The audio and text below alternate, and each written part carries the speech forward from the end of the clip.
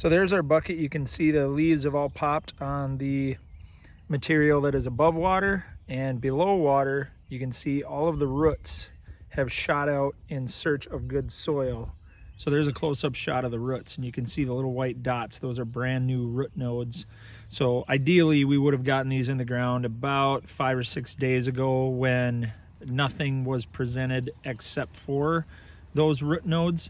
But you can see some of those that were about a week old, those have all shot out and now they're 4 or 5 inches long. So those are probably going to get torn off as we shove them in the muck. So there's a close-up of all of the brand new growth. Now these were dead sticks.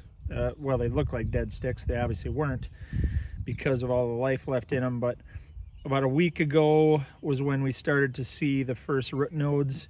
About a week before that is when we started to see buds pushing from the material above the water. So that's when you know you're getting close. And then of course when the root nodes start pushing, like those little white dots right there, that's when you want to get them in the ground. Ideally, of course, you've got your canary grass or whatever is in the way round up in your spots picked out before this, but don't feel bad about just cutting them and shoving them in the ground same day just to see what you get. All right guys, just wanted to talk quickly about this cutting before we shove it in the ground. You can see the water line right here. Above the water line, this stick with no brain has somehow sensed that it is above ground and it needs to be the sun collector, because it has also sensed it has been severed from the tree that we took this off of in town 20 miles away.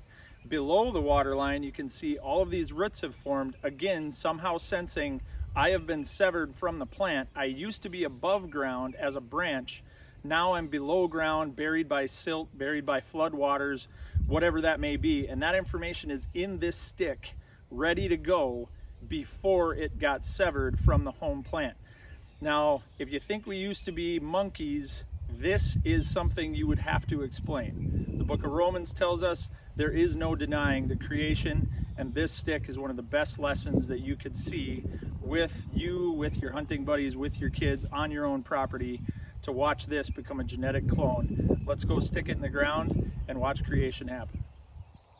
So we've shoved them into the muck. You can see where I stopped. I stopped right at the water line. So now the root material is below ground, the leaf material is above ground. I'm going to show you one that I did last year in this epic batch of canary grass we have down here. You can see that one made it, and it's pretty vertical, pretty tall. It did outcompete the canary grass, but deer have started to strip the leaves here this spring. I do expect that one to come back. It's pushing new buds already.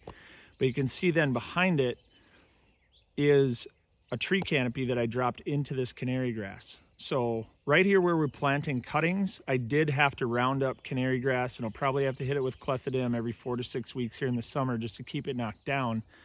But sometimes you don't have to manage canary grass if you can make sure that you can drop canopies into it.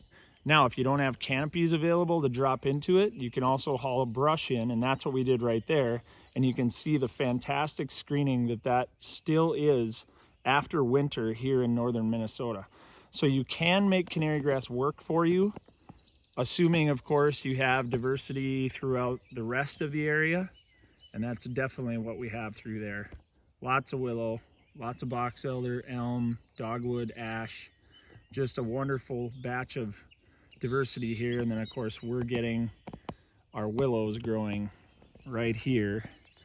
We've just got to keep the canary grass kicked back so these things can fight for vertical space. This is Jake Bull, the Habitat Pro, experiencing creation in northern Minnesota. Get out and enjoy your woods, guys.